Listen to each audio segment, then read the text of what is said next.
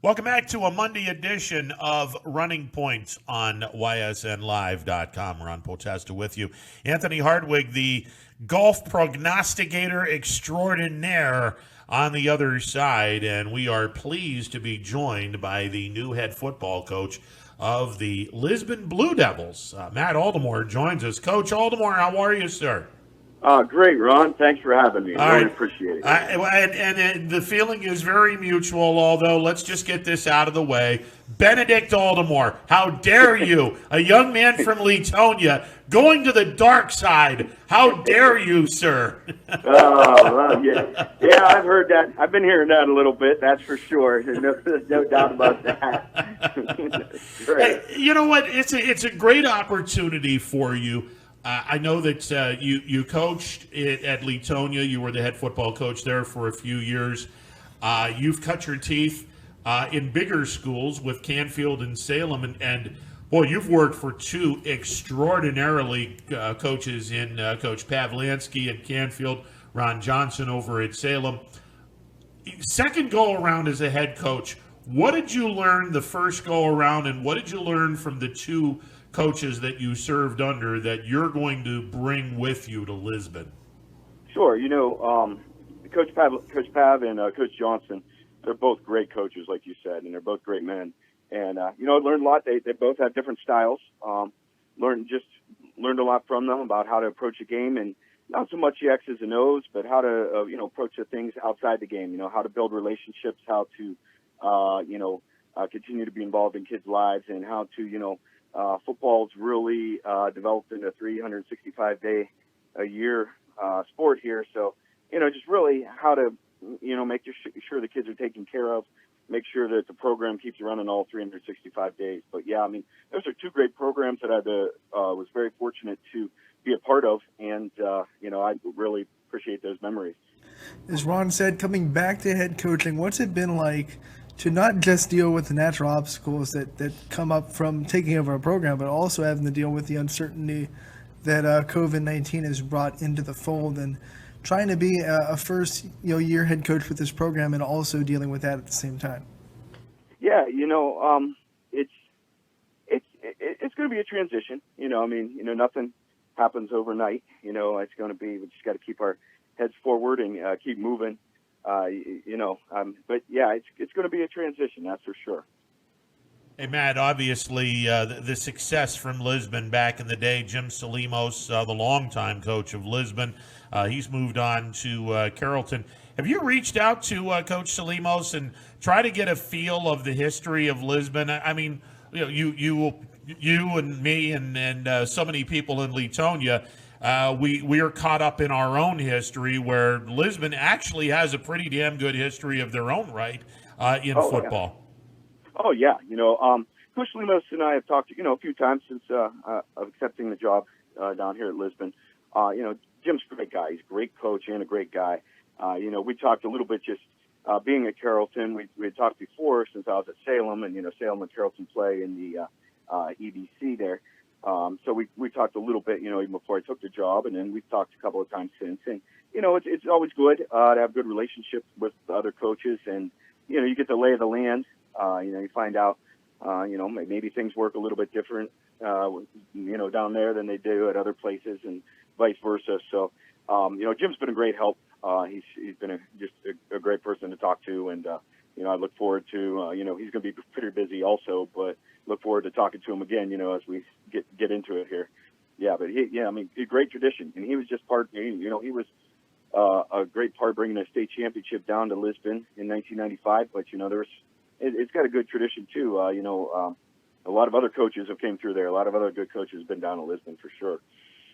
You're on the other side of this rivalry now, and for those that probably are unaware of the long-standing rivalry Leetonia and Lisbon has, if you want to look up the longest rivalry continuous and the longest rivalry in terms of a total number of games played, both of those honors in the Mahoning Valley go to Lisbon and Leetonia.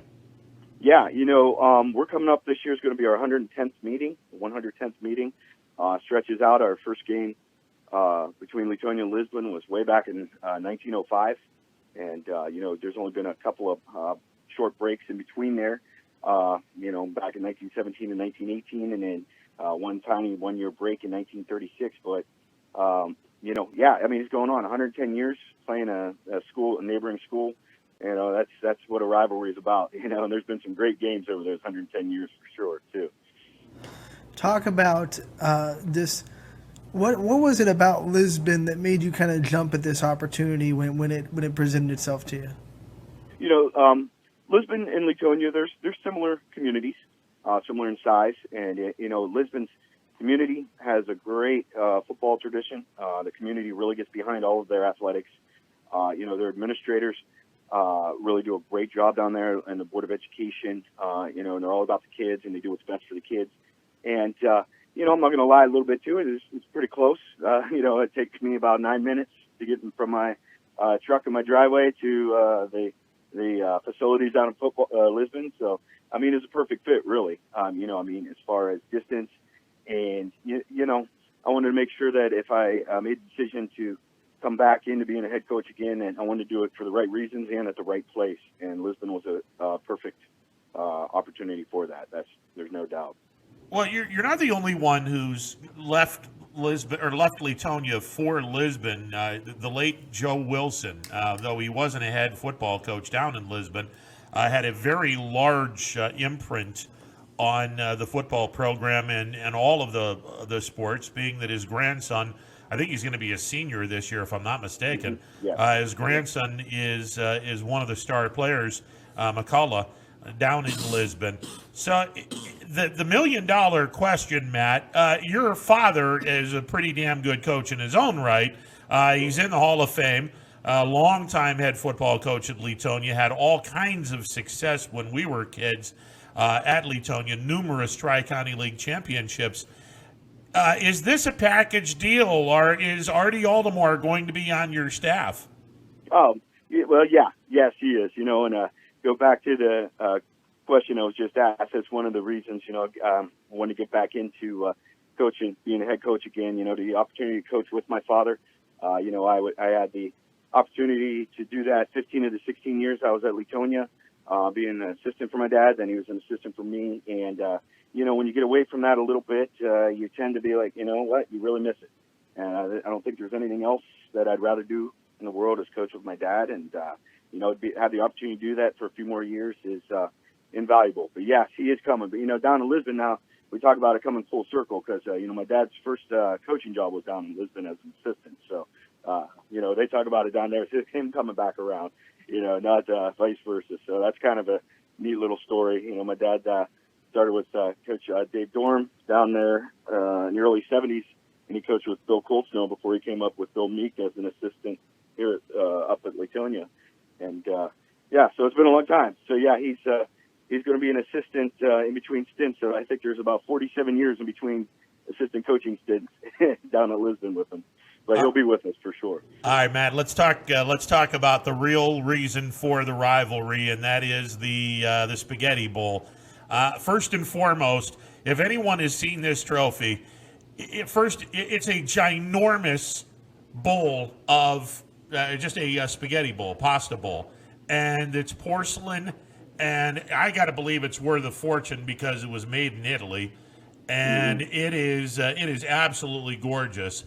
And I cannot speak for anyone in Latonia. I will not put words in Paul Julia's mouth. However, I am going to strongly advise Coach Julia to revisit the spirit of the Spaghetti Bowl, and that is the outcome of the game, where the losing team, their coaching staff, has to serve spaghetti at the end of football season to the entire coaching staff and players of both teams. I think it's a phenomenal idea, and I would certainly hope that Coach Julia and the staff at Latonia would jump on board with us, because that's one of the reasons why this rivalry is so much fun. Oh, it is. You're right. Hey, I'm game. Let's get it going. I'm excited about that, and that's what rivalry is about. They have different unique situations and unique things about some certain rivalries. I mean, you're right. If anybody has a chance or has ever seen that trophy, I mean, it weighs a ton, and it's a beautiful thing, and it's one of those eccentric rivalry trophies that you just don't see around. It's not just a football player in fake gold. It's a real deal, like you said, and it is heavy, and it's a big deal to get your hands back on that. It's a traveling trophy, so it goes back and forth, and you're, like you said, along with what goes with that is, serving the spaghetti to the winning team. And hey, if Coach Woolley is listening, I'm not afraid to put on a white apron. I hope and serve spaghetti at the end of the year. I hope he's prepared too. So it should be fun to get that back. Hopefully we can do that. The gauntlet has been thrown down. Coach, let's talk about your roster. When you look at the tools that you're inheriting in your new tool chest at Lisbon, what kind of things are you seeing from your team, and what kind of expectations do you have for this season? The first expectation is to get the numbers up. That's the biggest thing is, not being a teacher down there and getting hired in January, and then, we only had a month and a half here or there, and then, things got shut down on us a little bit. But, just want to get the numbers up. Football is the greatest sport in the world. I love it. It's my passion, and, I want every young man to have that opportunity to enjoy it, and try to get them to enjoy it as much as I do and I have. And that's the biggest expectation. I'd say number one right now is we want to be able to play games on Fridays and Saturdays. Make sure that program gets rolling that way. And we just have to keep developing a winning attitude and just winning desires. And we just like I said, we can't look backwards. We're just going to keep looking forward and trying to improve each day. And it's a little bit difficult right now because you want to put your own stamp on the program, but you also have to mentor these kids, and with the limited amount of time you have with everything going on. But it's coming along nicely, and that's my expectations. Number one, we want to be able to play games on Friday and Saturday. Number two, we want to get the numbers up, and number three, it's just about getting the kids to buy in, because this isn't a one-year process down here at Lisbon. We're going to be here for a while, and we want it to keep going and be sustained, because there's a lot of good coaches that came through, and they through Lisbon, and they put their stamp on it. Want to be able to do the same. Yeah, it's a disadvantage for you, being that you're still teaching at Latonia, so you really don't have an opportunity to go through the halls of Lisbon High School and openly tell some of the bigger kids in Lisbon that aren't playing football, hey, you should try to go out for football. You're going to have to rely on some assistant coaches who are working in the Lisbon School District to do that. Yeah, you're right. And, the support down there has been phenomenal so far. It really has, in between administrators and teachers. So they've been in contact with some teachers that aren't even involved in the football program, just helping out with grades or kids and that. And you're right. I mean, it isn't ideal, but you know what? Just got to get my face down there and my body down there and get around, and so kids can see what we're about now, and hopefully, that can work. But yeah, I mean, it's not ideal, but you know what? We'll make it work. You mentioned Friday and Saturdays, and you bring up an interesting point indirectly. The EOAC is going to bring in a new team or a new school, and that's Valley Christian, and they're going to be playing their games on Saturday. So at least 3 or 4 of their league games are going to be on Saturday. Valley's no stranger to Lisbon. You guys played them a few years ago, so the kids are no stranger to that school. Sure, no, you're right, and we're fortunate to pick them up in the opening that Toronto vacated, leaving the league. So we're actually getting a chance to play Valley Christian this year, week 8, week right after the Spaghetti Bowl, actually. So we'll get a chance to play them a year before they come in the league. It's at home, so we'll be on a Friday night this year, but. So we'll get kind of a year heads up on that. But yeah, you're right. Hey, that's good. You know what? A league should have an even number of teams, should have 8 teams, and I think it'll be a good thing to get them in the league and similar size schools, and it'll be fun. You said it earlier that football is your passion, so I'm kind of curious on what is your favorite football memory, whether as a coach or as a player, as anything. Does one of your favorite memories as pertains to football? Well. You guys got a lot of time because there's a lot. But, if I had to whittle it down, I think a favorite general memory is, just having the opportunity to play under my father as the head coach. That was great. Opportunity to coach with my fathers, like I said earlier, is great.